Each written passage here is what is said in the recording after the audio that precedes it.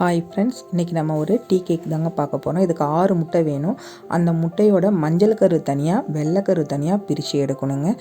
ஒரு சொட்டு மஞ்சள் கரு இதில் வெள்ளைக்கருவில் கலந்தாலும் நம்ம பீட் பண்ணக்குள்ளே நுரை பொங்கி வராதுங்க. நல்லா பீட் பண்ணி நுரை பொங்கி வந்தால் தான் கேக்கு சாஃப்டாக இருக்கும். இப்போ எடுத்து வச்சுருக்க மஞ்சள் கருவில் pineapple essence 1 teaspoon, butter essence 1/2 teaspoon, salt 2 pinch போட்டு நல்லா கலந்து இது தனியாக எடுத்து வச்சுக்கோங்க. இப்போ நம்ம உடச்சி வச்சுருக்கோம் இல்லைங்களா வெள்ளைக்கரு 6 முட்டையோடது, அதை எடுத்து 1 நிமிஷம் நல்லா பீட் பண்ணிக்கோங்க. இந்த அளவுக்கு நுர பொங்கி வரணும். இதில் 160 கிராம் சுகரை மெஷர் பண்ணி எடுத்துக்கிட்டு அதில் ஃபஸ்ட்டு பேட்ச் போட்டு ஃபுல் ஸ்பீடில் நல்லா நம்ம பீட் பண்ணி எடுக்கணும். அதே மாதிரி செகண்ட் பேட்ச்சு, தேர்டு பேட்ச் எல்லாமே ஃபுல் ஸ்பீடில் போட்டு நல்லா பீட் பண்ணி எடுக்கணும். இந்த அளவுக்கு நுர பொங்கி வரணுங்க. இதை தலைக்கீழே கவுத்தா கூட அந்த நுர கீழே விழக்கூடாது. அந்த பொருள் அதுதான் கரெக்டான கன்சிஸ்டன்சி. இப்போ நம்ம மஞ்சள் கரு கலந்து வச்சுருக்கோம் இல்லைங்களா, அதில் ஃபஸ்ட்டு பேட்ச் ஊற்றி 1 செகண்டுக்கு நம்ம பீட் பண்ணி எடுத்துக்கலாம். ரெண்டாவது பேட்சையும் ஊற்றி 1 செகண்டுக்கு பீட் பண்ணி எடுத்துகிட்டு இதை மாதிரி ஸ்பேச்சுலா வச்சு லைட்டாக கிண்டி விடணும். எல்லாம் ஒன்றா கலந்துருக்கான்னு 1 செகண்ட் பார்த்துக்கிட்டு இதில் மைதா 150 கிராம், 14 கிராம் சோள மாவு, பேக்கிங் பவுட்ரு 1 டீஸ்பூன், இது 3 தடவை நீங்கள் சலித்து எடுத்து வைக்கணும். அப்போ தான் அந்த துகள்கள் ஒன்றோட ஒன்று கரெக்டாக மைதாவில் கலந்து இருக்கும். இதை நம்ம ஃபஸ்ட்டு பேட்ச் கொட்டி இந்த மாதிரி ஸ்பேச்சுலாவில் ஏந்தி தாங்க கிண்டணும். இதையும் 3 பேட்சாக தான் நீங்கள் பிரித்து அதுவும் சலித்து தான் இதில் கலக்கணும். ஜல்லடையை அது மேலே வச்சு அதில் தான் மாவை கொட்டி இதை மாதிரி சலிக்கணும். இது 4வது தடவை. ஓகேங்களா? இதை இந்த ஸ்பேச்சுலா வச்சு இப்படி ஏந்தி கிண்டுனா தான் அது கரெக்டாக இருக்கும். இல்லைனா ஃபோம்லாம் அடங்கி அது நமக்கு கேக் வந்து அழுத்தமாகிடும். இப்போ அப்போ தான் காய்ச்சி நீங்கள் ஆற வச்சுருக்கணும். அந்த பால் 60 ml, இல்லைனா ஃப்ரிட்ஜிலேருந்து எடுத்திங்கன்னா கெட்டு போன பாலாக கூட இருக்கலாம். அதுக்கப்புறம் ஆயில், வாசனை இல்லாத ஆயில், அது 30 ml. இதில் இப்போ நம்ம மாவு கலந்து வச்சுருக்கோம் இல்லைங்களா, அதில் ஒரு கரண்டி எடுத்து போட்டு இந்த மாதிரி நல்லா கலந்துக்கோங்க.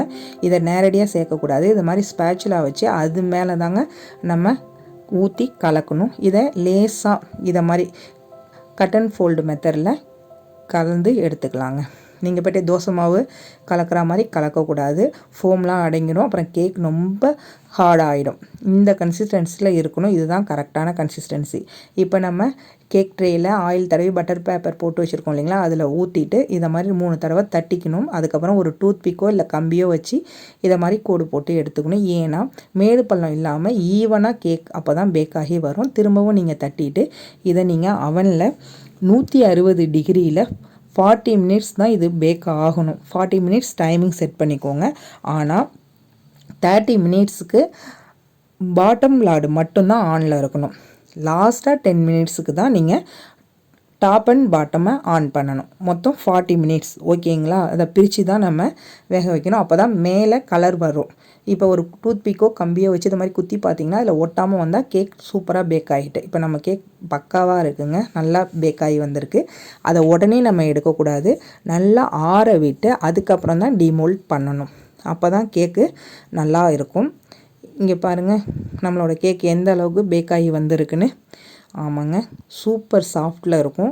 நல்லா வெந்து கலர்லாம் எவ்வளோ பக்காவாக இருக்குது பாருங்கள். டேஸ்ட் வைஸும் சூப்பராக இருக்குங்க. இதுக்கு அவன்லாம் இருக்கணும்னு அவசியம் இல்லை. நீங்கள் குக்கர்லேயே செஞ்சுக்கலாம். அதாவது நம்ம அந்த உள்ளே இருக்க ஆவி வெளில வராமல் ஒரு பிரியாணி பாத்திரம் எதுவாக இருந்தாலும் சரி அதை மாதிரி உள்ள பாத்திரத்துலேயும் நம்ம பேக் பண்ணிக்கலாம்.